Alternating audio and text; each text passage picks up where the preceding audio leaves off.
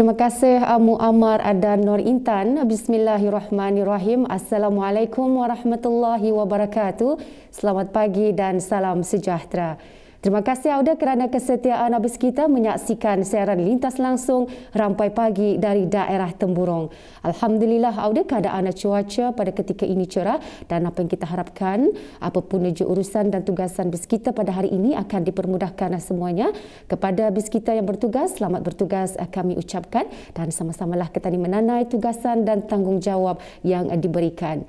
Baiklah Auda, sebelum kita menyaksikan bahan yang telah pun disediakan, ingin kita kongsikan sekali lagi mengenai dengan uji bakat bintang harmoni 2022 bagi peringkat daerah Temburong. Ianya akan diadakan pada hari Jumaat 13 Mei 2022 bertempat di studio RTB Temburong bermula pada jam 2 petang hingga 7 malam. Jadi kepada bis kita yang ingin turut serta dalam uji bakat tersebut, bolehlah datang. Peserta dikehendaki mengikut garis panduan yang telah ditetapkan oleh Kementerian Kesihatan. Hendaklah dalam keadaan sihat dan mempunyai kod hijau atau kuning, lengkap 2 dos vaksin, melakukan ujian art dan keputusan negatif sebelum uji bakat, memakai sungkup muka dan menjaga penjarakan bis kita.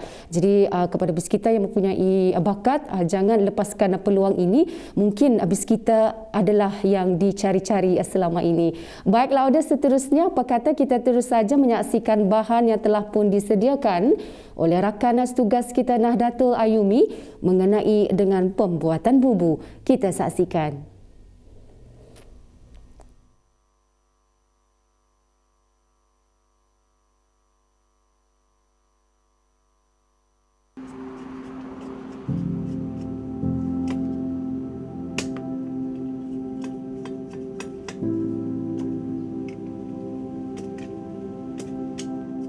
Assalamualaikum. Berapa kita ni Pakcik? Belajar buat bubu. Oh, Alhamdulillah. Aku ni mencari kita. Hajat Jo akan melihat kita membuat bubu. Kebetulan bis kita membuat bubu. Dapat takut harus bertanya-tanya ni pasal Tidak, pembuatan bubu.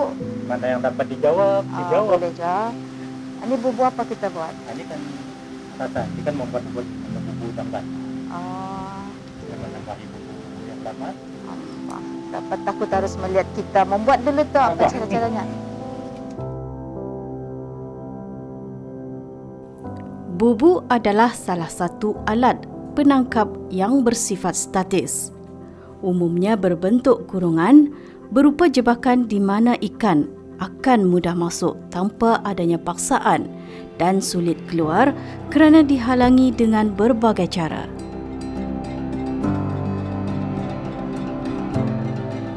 Walaupun zaman berubah, permintaan terhadap alat menangkap ikan tradisional iaitu bubu buluh masih wujud. Malah pembuatannya mampu memperolehi pendapatan lumayan.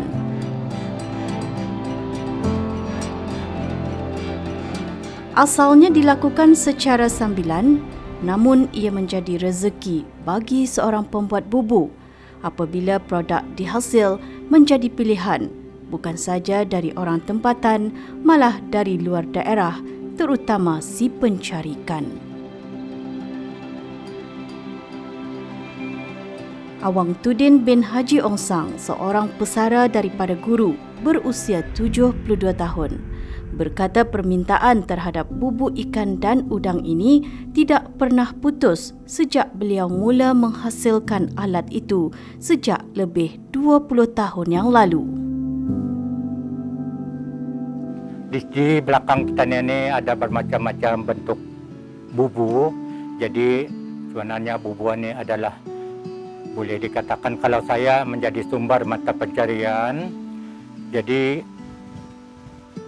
bubu ada bermacam-macam jenis yang dibuat. Ada daripada kulit-kulit kayu, ada yang dibuat daripada daun nipah yang dipanggil bubu tampin. Dan pada masa ini zaman sudah moden, bubu ini diperbuat daripada plastik-plastik yang dibeli daripada kedai-kedai. Kemudian ada pula bubu ini dibuat daripada badannya bulu, injapnya bulu. Dan bermacam-macam cara sudah kita ni dapati. Kemudian ada pula bubu-bubuan ni tadi menjadi perhiasan kita ni di rumah, walaupun ia seperti kecil saja, hanya untuk perhiasan semata-mata. Masa ni kita ni sudah membuat bubu dibuat daripada bahan-bahan plastik rawan ni. Jadi ketahanannya sampai bila-bila boleh kita ni, kecuali bungkusnya saja yang bungkusnya itu saja yang dapat kita ni ganti, tapi bubunya masih digunakan sepanjang masa. Kemudian kalau kita ni buat bubu yang daripada bulu, jadi ketahanannya cuma dalam 2 tahun lebih ke 3 tahun saja. Dapat satu kita ni tidak lagi dapat digunakan karena di dalamnya injap-injapnya pun sudah banyak yang rusak.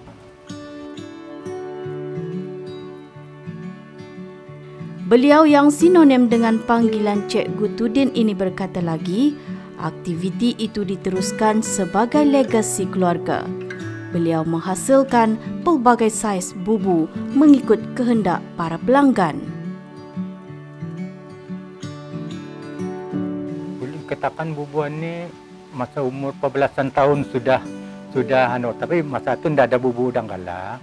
Saya cuma membuat bubu yang ikan ini saja, ikan kalian ni buat belajar melihat macam mana pendongan kita ni membuat atau dilihat, kemudian dicuba dengan sendiri, sehingga kan saya pernah dikatakan oleh ayah sendiri mengapa bubu muat betalanan. Saya tidak tahu apa yang perlu kita ni buat dulu, apa yang perlu kita ni buat dulu, tapi setelah teguran yang amat membina buat saya, selepas 1 tahun saya terus mengambil bahan-bahan yang untuk membuatan ini, dan buat sekali lagi alhamdulillah kita ni berjaya. Jadi harapan saya utamanya kepada generasi yang berminat, marilah kita ni sama-sama meneruskan usaha yang telah kita ni buat selama ni. Mudah-mudahan ianya akan menjadi sumber mata pencarian kita ni, walaupun tidak seberapa, tapi alhamdulillah daripada orang tiada akar, tiada rutan, akar pun cukuplah. Membuat bubu bukan semudah yang dilihat kerana ia memerlukan kepakaran dan kesabaran yang tinggi. Untuk menyiapkannya perlu berhati-hati dan teliti, terutama ketika meraut buluh untuk memastikan bubu dihasilkan berkualiti. Ya, dan inilah dia hasil bubu yang telah pun dibuat oleh Cikgu Tudin sebentar tadi. Dan di sebelah saya sekarang adalah bubu buluh untuk menangkap ikan keli, dan sebelah ini pula bubu untuk menangkap udang galah. Jadi mungkin kepada bis kita yang memerlukan ataupun mencari-cari bubu seperti ini, bis kita boleh datang ke Anjung Padi Cikgu Tudin di Kampung Senukoh ataupun berhubung terus melalui beliau. Boleh saja datang ke Kampung Senukoh ini. Jadi ada sekian saja pendekatan saya mengenai pembuatan bubu. Sehingga kita jumpa lagi. Assalamualaikum warahmatullahi wabarakatuh.